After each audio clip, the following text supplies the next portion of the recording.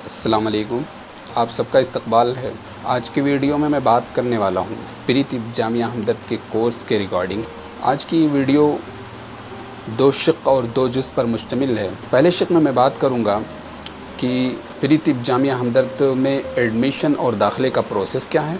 दूसरे और अहम जुज़ में मैं बात करूँगा कि आप प्री तिब जामिया हमदर्द की प्रिपरेशन और तैयारी कैसे करें। एक अहम बात, अगर आप इस वीडियो के मुश्तमलात को अल्फाज और वर्ड्स में पढ़ना चाहते हैं तो आप डिस्क्रिप्शन में मैंने ब्लॉग की लिंक दे रखी है, उस पर आप जा कर के पढ़ सकते हैं।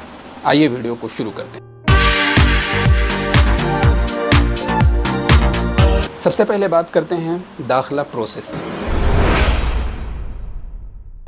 दाखिले के लिए और एडमिशन के लिए आपको सबसे पहले एंट्रेंस फॉर्म फिल करना होता है। ये एंट्रेंस फॉर्म उमूमी तौर पर जून और जुलाई के महीने में इशू किया जाता है।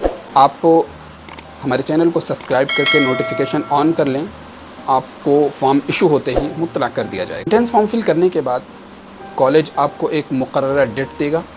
उस डेट पर एक ऑल इंडिया लेवल पर मदरसा बैकग्राउंड के लिए एक एंट्रेंस कंडक्ट कराई जाएगी और उस एंट्रेंस में मेरिट लिस्ट में जो टॉप 6 स्टूडेंट्स होंगे उनको एक स्पेसिफ़िक और ख़ास डेट पर उनको काउंसलिंग के लिए बुलाया जाएगा और फिर वो स्टूडेंट्स उस डेट पर जा कर के फ़ीस वग़ैरह पे करके अपनी दाखिले की कार्रवाई मुकम्मल करा सकें।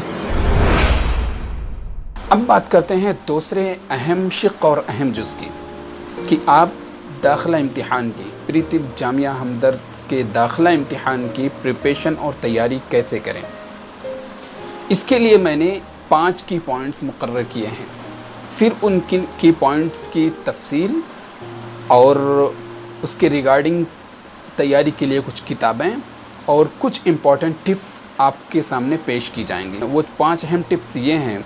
नंबर 1, मदरसे के मुकम्मल सिलेबस का बेसिक आपको क्लियर होना चाहिए। नंबर 2, बेसिक जनरल नॉलेज आपको आनी चाहिए। नंबर 3, बेसिक इंग्लिश आपकी क्लियर होनी चाहिए।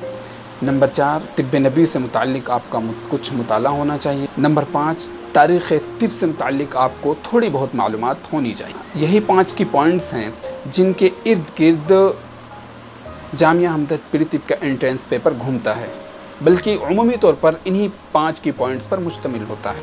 मदरसे के निसाब और सिलेबस के आप तैयारी प्री तिब एंट्रेंस के हवाले से कैसे करेंगे, अगर इस सिलसिले में अगर हम बात करें तो आप जितने भी मादे मदरसे में पढ़ाए जाते हैं उन तमाम मादों की बेसिक कॉन्सेप्ट्स के लिए आप एक मुख्तसर नोट बनाते जाएं। जैसे आप हदीस है, तफसीर है, फ़िक़्ह, उसूल हदीस, ये तमाम जो किताबें, तमाम जो मादे हैं, इन तमाम मादों की आप मुख्तसर नोट्स बनाएं जिनमें आप उनकी तारीफ़ात, उनकी अक़साम, उनकी मिसालें वग़ैरह आप शामिल कर सकते हैं और मुख्तसर नोट तैयार कर सकते हैं।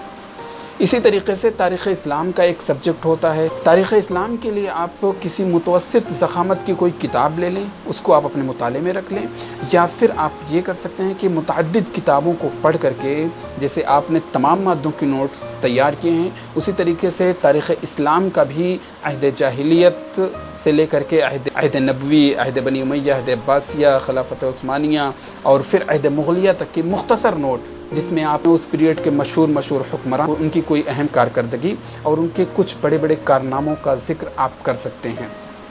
स्पेशली अगर उन्होंने कुछ तिब के हवाले से कोई कारनामा अंजाम दिया है तो आप उसका तज़किरा उसमें ज़रूर करें। दूसरे नंबर पर मैंने बात की थी बेसिक जनरल नॉलेज की। इसके लिए आप अरिहंत की या लूसेंट की 40 से 50 रुपये वाली जो पतली सी किताब आती है उसे आप अपने मुताले में रख सकते हैं। जनरल नॉलेज की उस किताब से आपको सिर्फ 5 चैप्टर्स पढ़ने होते हैं।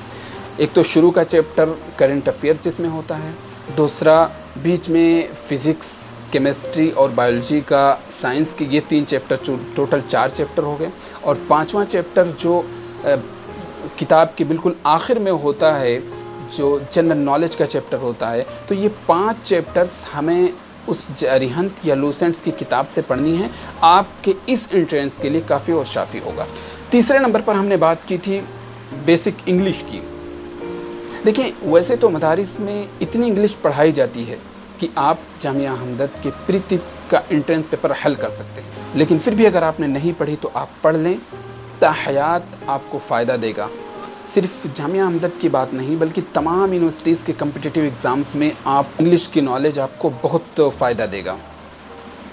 स्पेशली यहाँ पर बेसिक इंग्लिश आनी चाहिए, क्योंकि उमूमी तौर से तकरीबन हर साल ट्रांसलेशन के लिए कुछ पैराग्राफ्स ज़रूर दिए जाते हैं, तो इतनी इंग्लिश आपको आनी चाहिए कि उस पैराग्राफ का आप तर्जमा कर सकें। चौथे नंबर पर मैंने बात की थी तिब्ब नबवी के हवाले से। तिब्ब नबवी के मुताल्लिक़ कुछ मालूमात होनी चाहिए। देखें, मदारिस में हदीस के सिलेबस में तिब्ब नबवी का एक अहम चैप्टर शामिल होता है। उससे आप मुख्तसर नोट तैयार कर सकते हैं, जिसमें आप सफाई सुथराई से मुताल्लिक़ हदीस ले सकते हैं, हिजामे की मुताल्लिक़ अल्लाह के रसूल सल्लल्लाहु अलैहि वसल्लम की सुन्नत का ज़िक्र कर सकते हैं। इसी तरीक़े से आप शहद की अफादियत पर बात कर सकते हैं।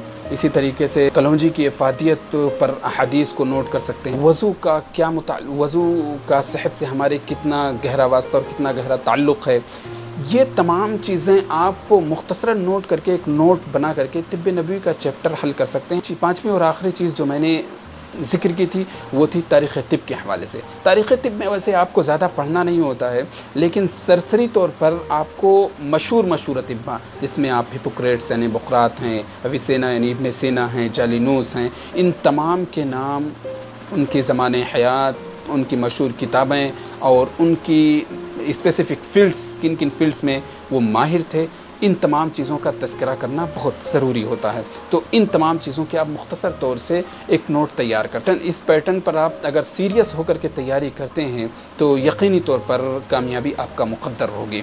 उम्मीद करता हूँ कि आपके तमाम सवालों के जवाब मिल गए होंगे, लेकिन फिर भी अगर आपका कोई सवाल रह गया हो, आपको तैयारी करने में कोई प्रॉब्लम और इशू आ रही हो, आप उसे कमेंट बॉक्स में ज़रूर लिखें। अगली वीडियो में इंशाअल्लाह आपकी उस मुश्किल और आपके उस परेशानी पर गुफ्तगू की जाएगी। मिलते हैं अगली वीडियो में। बहुत शुक्रिया।